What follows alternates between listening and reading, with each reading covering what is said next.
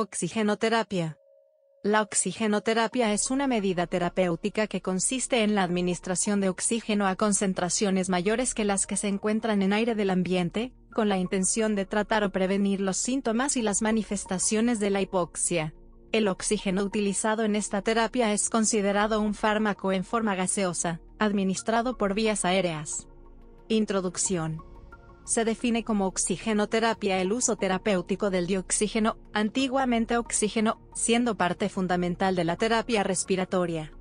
Debe prescribirse fundamentándose en una razón válida, y administrarse en forma correcta y segura como cualquier otra droga. La oxigenoterapia normovárica consiste en administrar dioxígeno a distintas concentraciones, entre el 21 y el 100%. Para ello se pueden utilizar mascarillas, cánulas nasales, tiendas de oxígeno, etc. La oxigenoterapia hiperbárica consiste en administrar dioxígeno al 100% mediante mascarilla o casco, mientras el paciente se encuentra en el interior de una cámara hiperbárica. En las personas sanas la hemoglobina presenta una saturación de dioxígeno del 90 al 95%, con lo que el aporte de dioxígeno a los tejidos es muy superior del que necesitan para vivir, siendo la extracción de dioxígeno por los tejidos de un 25% del que transporta la sangre. La sangre aporta a los tejidos una cantidad de dioxígeno muy por encima del que se utiliza normalmente. Consumo de oxígeno. En efecto, los tejidos, en reposo, emplean solo unos 5 mililitros de los 20 mililitros de oxígeno que hay en cada 100 mililitros de sangre. Antecedentes. En condiciones normales del estímulo nervioso que regula el sistema respiratorio, el ritmo respiratorio está ligado a la existencia de quimiorreceptores que son sensibles a la concentración de CO2, de iones hidrógeno y de dioxígeno, antiguamente oxígeno, en el organismo. En el hombre los quimiorreceptores están localizados primordialmente en las grandes arterias del tórax y del cuello, la mayor parte se encuentran en los cuerpos carotídeos y aórtico.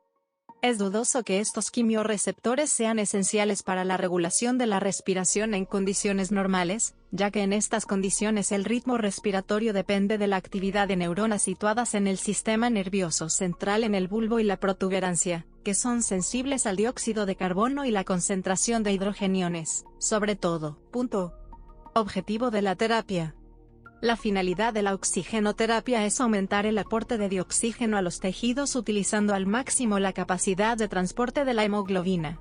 Para ello, la cantidad de dioxígeno en el gas inspirado debe ser tal que su presión parcial en el alvéolo alcance niveles suficientes para saturar completamente la hemoglobina. Es indispensable que el aporte ventilatorio se complemente con una concentración normal de hemoglobina, y una conservación del gasto cardíaco y del flujo sanguíneo tisular. El efecto directo es aumentar la presión del dioxígeno alveolar, que trae consigo una disminución del trabajo respiratorio y del trabajo del miocardio, necesaria para mantener una presión arterial de dioxígeno definida. Cuando con estas medidas no se consigue aumentar el aporte de dioxígeno a los tejidos, se puede recurrir a la oxigenoterapia hiperbárica, pues con esta modalidad terapéutica se consigue incrementar hasta 27 veces el transporte de dioxígeno en sangre, pero en este caso el aumento es por el dioxígeno directamente disuelto en el plasma. Hipoxia celular. La hipoxia celular puede deberse a indicaciones. La oxigenoterapia debe ser aplicada cuando existe disminución de la cantidad de oxígeno en la sangre, ya sea por insuficiencia respiratoria, insuficiencia circulatoria, anemia, atmósfera enrarecida con humos o gases, etc., pudiendo llevar a varias situaciones de hipoxia. Hipoxia atmosférica. La oxigenoterapia es útil para corregir por completo la concentración baja de oxígeno en los gases inspirados y, por lo tanto, proporcionar una terapéutica 100% eficaz que suele pasar en lugares de gran altura. Hipoxia por hipoventilación. En estas situaciones la oxigenoterapia puede ser muy beneficiosa, aumentando hasta en 5 veces el oxígeno disponible. Hipoxia de difusión. Aquí la terapia con oxígeno puede aumentar la presión parcial de oxígeno en los pulmones desde un valor de 100 mmHg hasta 600 mmHg.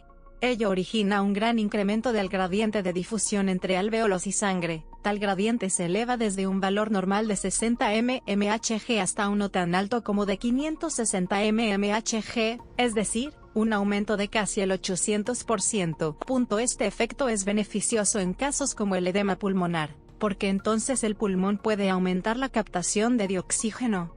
Hipoxia isquémica. Es llamada hipoxia por deficiencia circulatoria.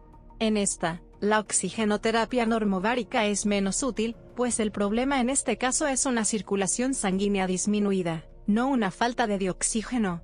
Sin embargo, con la oxigenoterapia la sangre normal puede aportar una pequeña cantidad de oxígeno extra a los tejidos porque, aunque la hemoglobina estará saturada, el dioxígeno disuelto depende de la presión parcial y aumentará, como mucho un 10% o más.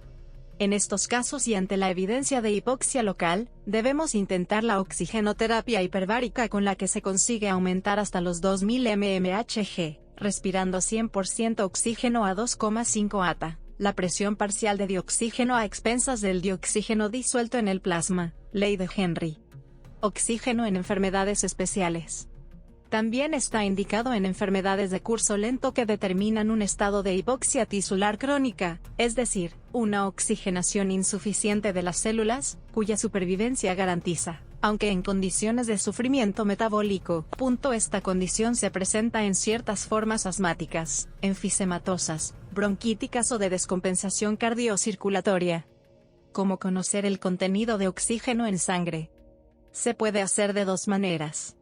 La gráfica muestra cómo varía la cantidad de oxígeno que hay disuelto, y combinado en 100 mililitros de sangre normal, contenido de oxígeno, cuando se modifica la presión parcial de oxígeno.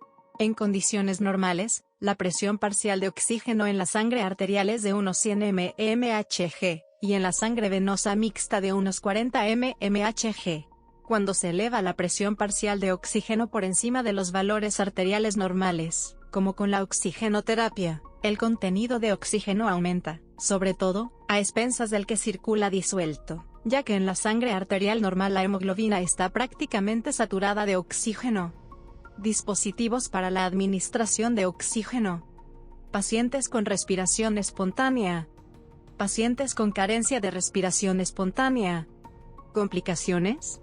La administración inadecuada del oxígeno, tanto en la modalidad como en la dosis, concentración y tiempo, puede ser contraproducente en ciertas enfermedades, en las que puede incluso empeorar su situación, como puede ocurrir en ciertos enfermos respiratorios crónicos, en los que una inhalación excesiva de oxígeno podría determinar una elevación de la concentración del gas en sangre que es capaz de inhibir el estímulo que procede de los receptores sensibles.